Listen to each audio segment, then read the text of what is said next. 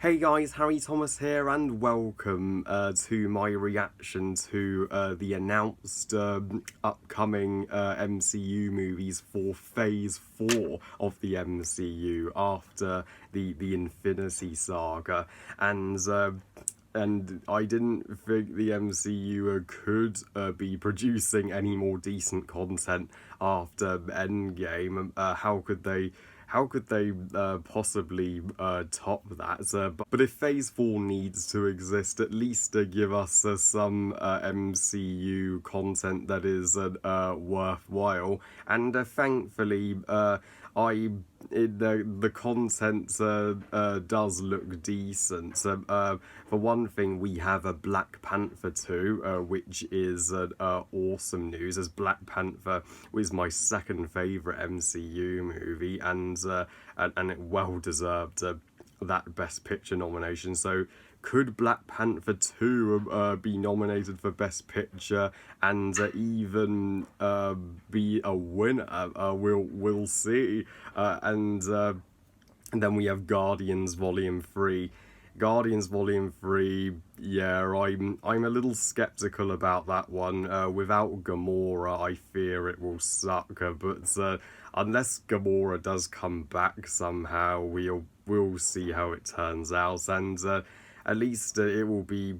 I think the one interesting part of it will be, well, seeing Thor interact with the Guardians as he did in both Infinity War and Endgame. I've heard rumours about Doctor Strange too. Whether it's confirmed, I have no idea, but the first Doctor Strange is underrated, so I wouldn't mind a follow-up. But the hugest news for Phase 4 is that Thor 4 is happening, and guess what? Jane Foster finally, after such a long absence from the Thor franchise for 6 years now, since 2013, returns in Thor 4 as the female version of Thor. I am thrilled that she is, because her absence in Thor Ragnarok was my biggest flaw with that movie. Yeah, I may be in the minority on Jane, but she is my favourite Thor character, and I personally don't think her romance with Thor is the worst MCU romance as everybody says it is. If you were to ask me what was my least favourite MCU romance, to me, it's Peter and Liz's love story in Homecoming is far worse and less convincing than the love story and chemistry between Thor and Jane. And by bringing Jane back and making her, the badass female Thor, that is a growth for her character, seeing how she will deal with, being a goddess. She goes from a mortal to a god, in her journey to become, the female Hercules. Now that will be epic to witness on the big screen, because let's be honest, Thor's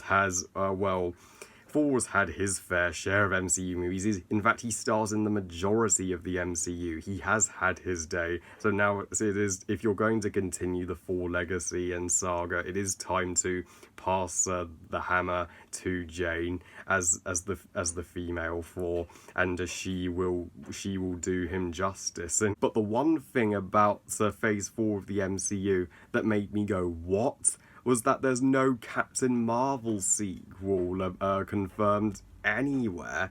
And I recently picked up Captain Marvel on DVD. As you all know, this is my favourite MCU movie. I will adore it till the end.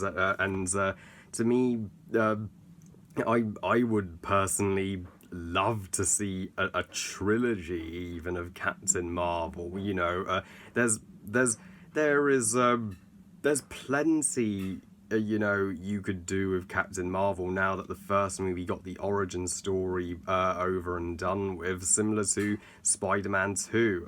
It didn't need to worry about the origin story because the first Sam Raimi Spider-Man did that, Spider-Man 2 could just cut to the chase, and which is what Captain Marvel 2 could do. It could be more action-packed, more epic, give Carol a more in her show Carol in her suit more, give her more fight scenes, give her more moments where she's growing and maturing as the world around her is. So yeah, Captain Marvel 2, I'm sure everybody will absolutely love if it does exist. While this month sure is high on major movie news, I may do my reaction to the announced new 007 in Bond 25. Well, I love you guys. Thank you for watching. I hope you guys enjoyed this reactions. And what's your thoughts on the confirmed movies for the MCU Phase 4? Please comment and let me know.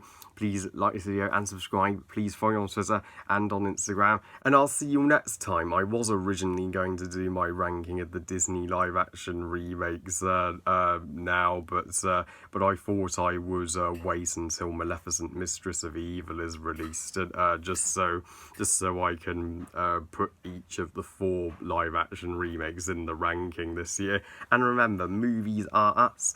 Bye, guys.